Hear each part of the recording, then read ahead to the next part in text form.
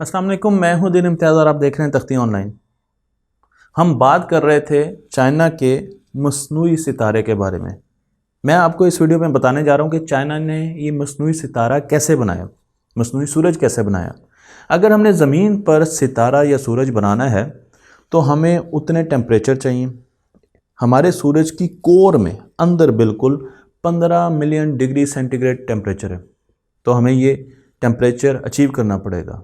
हमें उतना ही प्रेशर चाहिए, 265 बिलियन बार प्रेशर है सूरज पर, इतना प्रेशर चाहिए उस लैब में जिसमें हमने सूरज बनाना है। और तीसरा ग्रेविटी है, क्योंकि सूरज की ग्रेविटी है 274 मीटर पर सेकंड स्क्वायर।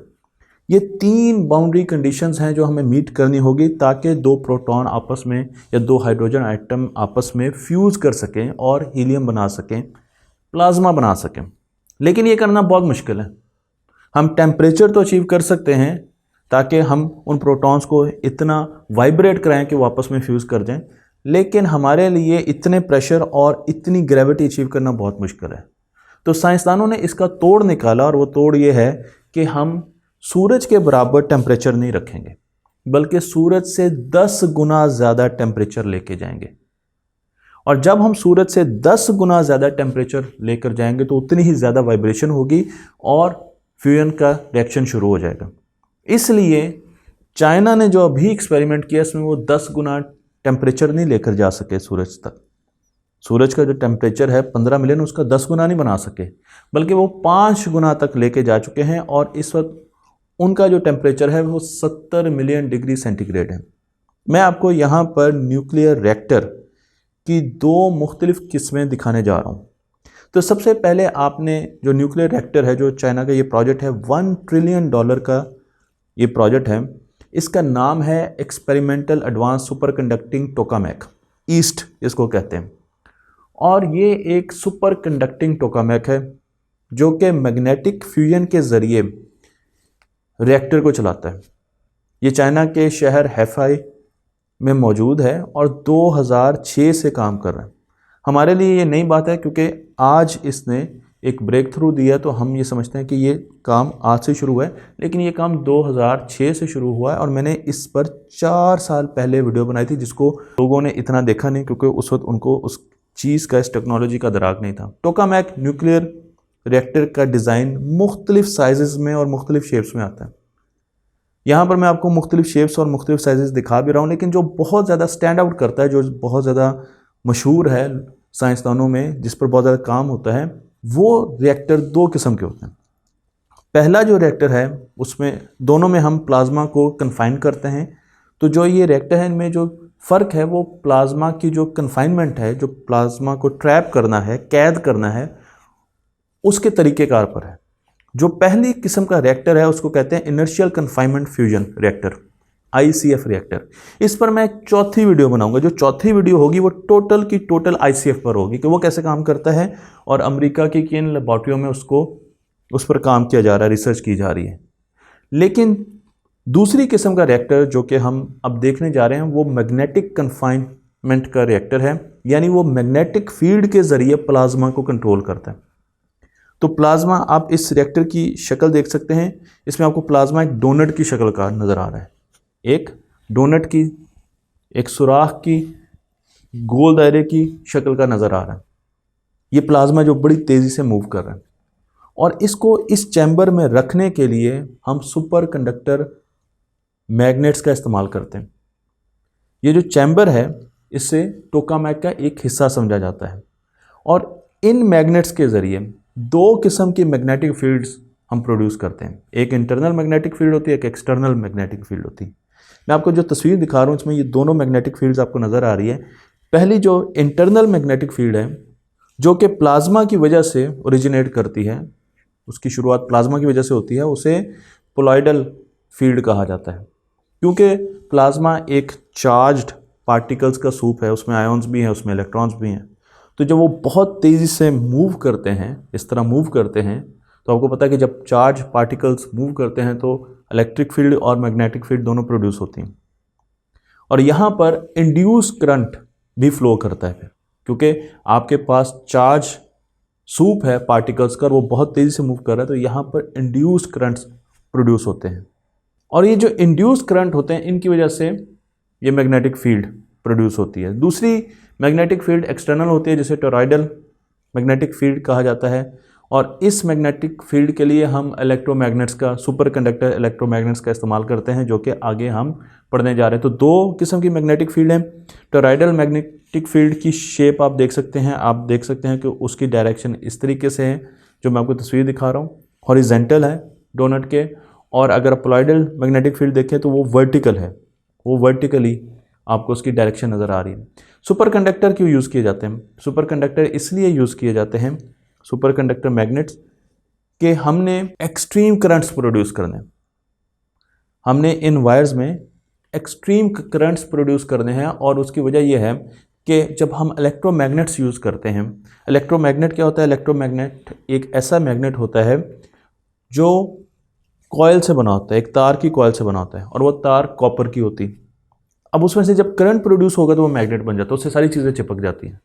और जैसे ही करंट ऑफ किया जाता है तो उससे सारी चीज़ें नीचे गिर जाती हैं, वो मैग्नेट नहीं रहता। अगर हम ये चाहते हैं कि ये बहुत पावरफुल मैग्नेट बने तो उस तार का रेजिस्टेंस कम होना चाहिए, क्योंकि उसमें से ज़्यादा करंट फ्लो करे और ज़्यादा मैग्नेटिक फील्ड प्रोड्यूस हो और चीज़ें दूर से आके चिपकें। उसके लिए हमें चाहिए कि उस तार का रेजिस्टेंस कम हो। अब तार का रेजिस्टेंस कैसे कम हो सकता है? तार में मुख्तलिफ एटम्स हैं जो कि वाइब्रेट कर रहे हैं और रेजिस्टेंस दे रहे हैं, इनकी वाइब्रेशन को कम करना पड़ेगा। इनकी वाइब्रेशन कैसे कम की जा सकती है? हम इनको कूल डाउन करते हैं, हम इनको बहुत ज़्यादा ठंडे टेम्परेचर्स की तरफ लेके जाते हैं, कम टेम्परेचर्स की तरफ लेके जाते हैं, तो आहिस्ता आहिस्ता इनकी मोशन कम हो जाती है। इसे सुपर कंडक्टिविटी कहा जाता है, जिस पर मैं बहुत सी वीडियोस बना चुका हूँ। तो ये जो इलेक्ट्रोमैग्नेट्स हैं ये -269 डिग्री सेंटीग्रेड, -269 डिग्री सेंटीग्रेड पर ऑपरेट करते हैं, और उसकी वजह से इनमें बहुत ज़्यादा करंट फ्लो होता है और मैग्नेटिक फील्ड बहुत ज़्यादा स्ट्रांग होती है इन मैग्नेट्स की। फ्यूजन रिएक्शन के लिए हमें ड्यूट्रियम और ट्रिटियम को आपस में फ्यूज़ करना है, और ये काम किया जा रहा है ईस्ट की टेस्ट फैसिलिटी पर। ये एक न्यूक्लियर रिएक्टर नहीं है, ये एक टेस्ट फैसिलिटी है जहाँ पर हम मुख्तलिफ़ किस्म के एक्सपेरिमेंट्स कर रहे हैं, और हम ये देख रहे हैं कि किस तरीके से इस फ्यूजन रिएक्शन को हम ज़्यादा से ज़्यादा देर तक स्टेबल तरीके से चला सकें। चाइना ने जो अभी टेम्परेचर गेन किए हैं इस टेस्ट फैसिलिटी में, वो 5 गुना है सूरज से, सूरज की कोर से 5 गुना ज़्यादा टेम्परेचर हैं, और वहाँ पर चाइना ने अभी ऐसा प्लाज्मा बनाया है जो कि 5 गुना ज़्यादा टेम्परेचर सस्टेन कर सकता है, और 17 मिनट और कुछ सेकंड के लिए उसने ये टेम्परेचर सस्टेन किया, जो कि एक वर्ल्ड रिकॉर्ड है। और टेम्परेचर रिटेन किया है 70 मिलियन डिग्री सेंटीग्रेड। उसके बाद हम आएंगे फ्यूजन की तरफ और बाकी चीज़ों की तरफ। अभी हम प्लाज्मा बना रहे हैं, और प्लाज्मा को हाईएस्ट यानी 10 गुना, सूरज की कोर के 10 गुना टेम्परेचर पर जाकर हमने स्टेबल करना है। जब प्लाज्मा वहाँ पर स्टेबल होगा तो फिर अगले स्टेप शुरू होंगे इस एक्सपेरिमेंट के। और ये जितनी भी हीटिंग की जाती है, क्योंकि प्लाज्मा को हम हीट कर रहे हैं, हम हाइड्रोजन के एटम्स को हीट कर रहे हैं, ये 3 किस्म की होती है। पहली जो टेक्निक होती है वो ohmic heating technique, internal heating technique होती है। जब प्लाज्मा बहुत तेज़ी से मूव कर रहा होता है तो इंड्यूस करंट प्रोड्यूस होता है, जो कि मैंने आपको पहले बताया। उसकी वजह से रेजिस्टेंस, क्योंकि करंट प्रोड्यूस हो रहा है तो रेजिस्टेंस भी है प्लाज्मा के अंदर, और उस वजह से रेजिस्टेंस की वजह से जब भी करंट को रेजिस्टिव पाथ मिलता है तो वहाँ पर हीट प्रोड्यूस होती है। आप देखिए आपके स्विच गर्म हो जाते हैं, तारे गर्म हो जाती हैं, और इस वजह से प्लाज्मा गर्म होना शुरू हो जाता है। लेकिन जो प्लाज्मा गर्म हो रहा है उस तरह ओहमिक हीटिंग आहिस्ता आहिस्ता कम होना शुरू हो जाती है। मैं इसका फॉर्मूला भी आपको दिखा रहा हूँ, Q=I²R। Ohmic heating Aahista Aahista कम होना शुरू हो जाती है। अब हमने तो प्लाज्मा को और ज़्यादा गर्म करने को, क्योंकि हमने तो उसको 5 गुना और फिर आगे फ्यूचर में 10 गुना सूरज के टेम्परेचर से ज़्यादा लेकर जाना है, तो वहाँ पर फिर हमें एक्सटर्नल हीटिंग की ज़रूरत है, जो कि हमें न्यूट्रल बीम इंजेक्शन से मिलती है। और इसमें हम ड्यूट्रियम एटम को इंजेक्ट करते हैं जिनकी बहुत ज़्यादा एनर्जी होती है। तो जब हम ड्यूट्रियम एटम्स को, आइसोटोप्स को इंजेक्ट करते हैं तो वो जाकर बाकी एटम से टकराते हैं और उनको अपनी, क्योंकि उनकी एनर्जी बहुत होती है, तो अपनी हीट एनर्जी ट्रांसफ़र करते हैं, और वहाँ पर आपके पास इस कोलिजन में भी बहुत सारी हीट एनर्जी प्रोड्यूस होती है। तो इस वजह से प्लाज्मा का टेम्परेचर आहिस्ता आहिस्ता बढ़ना शुरू हो जाता है। इन ड्यूट्रियम को एटम्स को जब हम इंजेक्ट करते हैं तो उससे पहले एक शीट से गुजारा जाता है जिसे न्यूट्रलाइजर कहा जाता है, ताकि इससे हम चार्ज ले सकें। क्योंकि अगर इनसे हमने चार्ज नहीं लिया तो प्लाज्मा की, क्योंकि प्लाज्मा मूव कर रहा है, उसकी मैग्नेटिक फील्ड इतनी ज़्यादा है कि वो हीटिंग को यूनिफॉर्म नहीं रहने देगी। तो हम इसको न्यूट्रलाइज करते हैं, इसलिए न्यूट्रल बीम कहते हैं, और फिर इनको इंजेक्ट करते हैं ताकि जाकर ये प्लाज्मा में मुख्तलिफ जगह पर कोलिजन करें और वहाँ पर प्लाज्मा का टेम्परेचर आहिस्ता आहिस्ता बढ़ना शुरू हो जाए। और तीसरी हाई फ्रिक्वेंसी हीटिंग है, जो कि हम माइक्रोवेव ओवन में कर रहे होते हैं। हम हाई फ्रिक्वेंसी रेडिएशंस के ज़रिए चीज़ों को गर्म कर रहे होते हैं, उनके जो पार्टिकल्स होते हैं उनकी मोशन को तेज़ कर रहे होते हैं, और जैसे जैसे उनकी मोशन तेज़ होती है तो उनके टेम्परेचर बढ़ना शुरू हो जाते हैं। इसी तरीके से यहाँ पर भी हम हाई फ्रिक्वेंसी रेडिएशंस प्रोड्यूस करते हैं, जो कि इस प्लाज्मा को आहिस्ता आहिस्ता टेम्परेचर इसका बढ़ाना शुरू कर देते हैं। और इसका मकसद क्या है?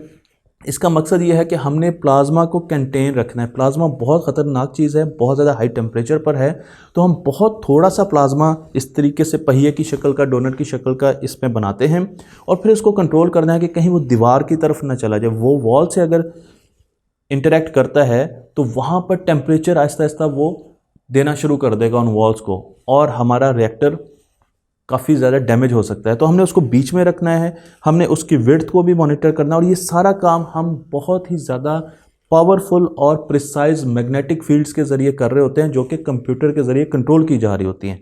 तो हमने जो डोनट है उसकी शक्ल को बना के रखना है, और उसको ना ऊपर बड़ा होने देना है, ना उसको खुला होने देना है उस टायर को या डोनट को। और इसके साथ साथ हमने टेम्परेचर से बचने के लिए, क्योंकि इसमें सबसे बड़ा नुकसान टेम्परेचर का है, टेम्परेचर से बचने के लिए इस पूरे रिएक्टर को हम वैक्यूम में बनाते हैं ताकि टेम्परेचर बाहर की तरफ ना आ सके। और तीसरी चीज़ ये है कि जो बाहर वॉल्स हैं उनको हीट रेजिस्टेंट मटेरियल से बनाया जाता है, जिस तरीके से कार्बन और टंगस्टन से, ताकि वहाँ पर भी टेम्परेचर ट्रैवल ना कर सके। और फिर उसके अलावा भी बहुत से कूलिंग सिस्टम लगे होते हैं जो कि इस रिएक्टर की हिफाजत कर रहे होते हैं, ताकि किसी किस्म का हमें डिज़ास्टर ना मिल सके। तो इस तरीके से चाइना ने एक मिनी सूरज बनाया। लेकिन अगली वीडियो में मैं आपको बताने जा रहा हूँ कि ये तो एक बहुत छोटा सा हिस्सा है एक बहुत बड़े प्रोजेक्ट का, जिसमें 40 मुल्क मिलकर हिस्सा ले रहे हैं, और वो प्रोजेक्ट क्या है वो आपको अगली वीडियो में पता चलेगा। तख्ती ऑनलाइन को लाइक कीजिए, शेयर कीजिए, और इस इल्म को दूसरों तक पहुँचाते रहिए।